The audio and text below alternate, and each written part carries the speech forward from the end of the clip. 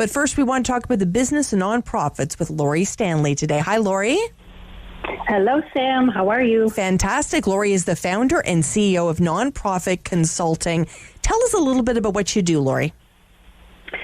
So I have spent approximately 20 plus years in leadership roles in the nonprofit sector, social enterprise, and some for-profit sector experience. But more recently, I ventured out to create my own nonprofit consulting firm.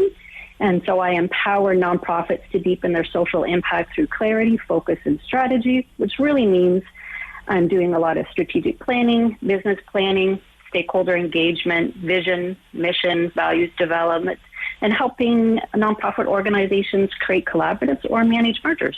Wow, that's amazing. And there's been a lot of change in the nonprofit, especially in the last 5 years. I know the pandemic had something to do with that as well.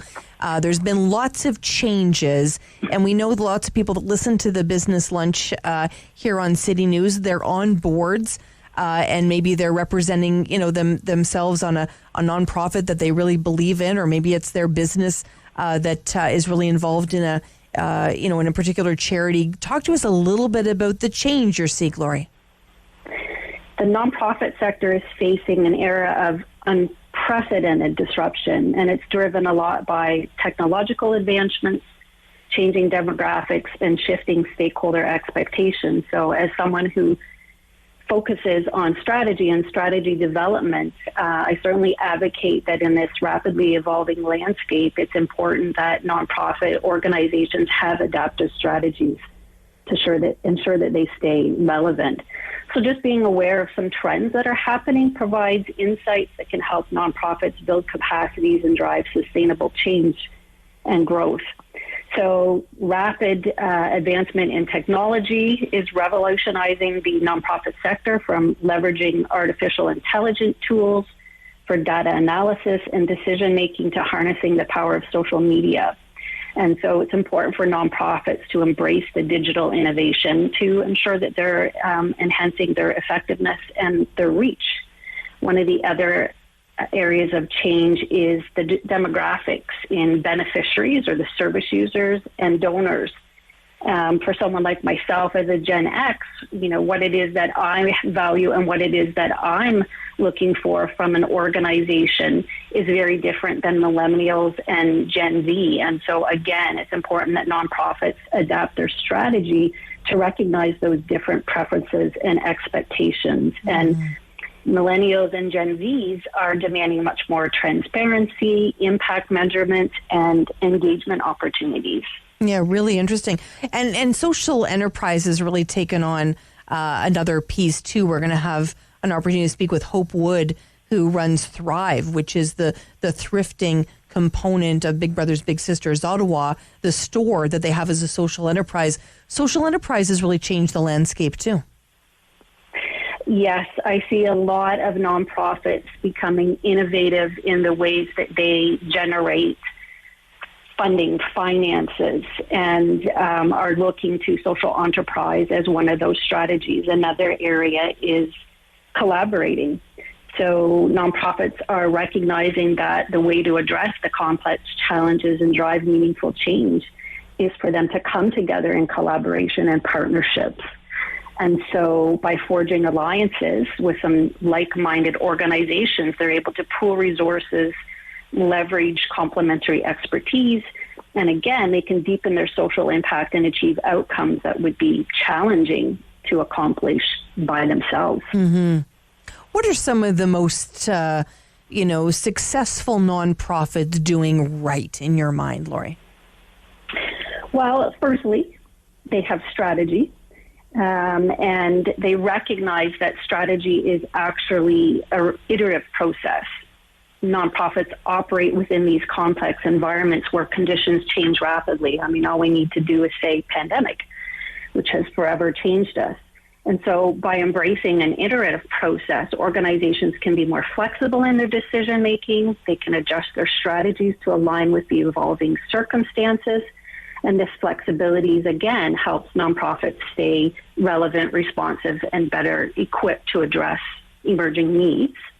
One of the other variables is building alignment with stakeholders. A successful nonprofit strategy should align with the needs and expectations of these groups, whether it's your donors, your funders, your beneficiaries, your partners, your volunteers, certainly the community at large. It's crucial that they're engaged and brought along on the journey of developing this strategy and inspired through that process. And certainly people are more apt to support a purpose, a vision, a strategy that they've been involved in and they trust. It fosters, or that they understand, and it fosters trust and buy-in. Mm-hmm.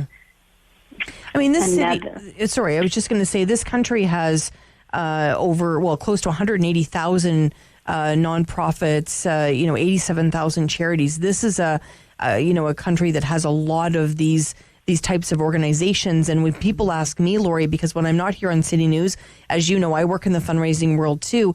I get calls all the time, people I know or people I don't know saying, I want to start a charity or I want to start a nonprofit. And my very first sort of response to them always surprises them.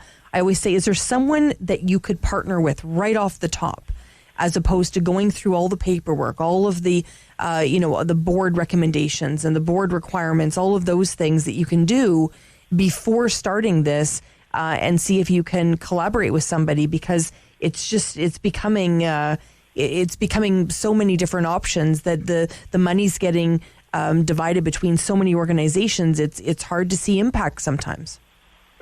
That's beautiful advice. As someone who actually works with nonprofit startups, I too often see people leading with passion and commitment and interest, but not necessarily having the knowledge around the infrastructure or the processes or how to actually craft a business plan that would actually help launch them forward. And one of the things I talk about in the work that I do is developing your competitive edge. And when I say that, it's not about how do we create a scenario where we can take down other nonprofits, not at all. It's about recognizing exactly what you just said, that nonprofits do exist in an environment where they're competing for funding, they're competing for service users, they're competing for volunteers, for donors. And so it is important to identify what is it you're unique about and what is it you want to accomplish, and then finding great ways to message that, which is a means to attract in stakeholders and support sustainability and success. And I think a lot of people are surprised, Lori, 2 million people in this country work for nonprofit. 8.6% of our GDP is in this sector. It's a very important sector in our economy and in our communities, and we saw that big time through the pandemic. It's why I do what I do. They are a big part of our world. They're a big part of supporting people in their communities, and they are much needed services doing great things. Lori Stanley, thank you so much for joining us today on City News.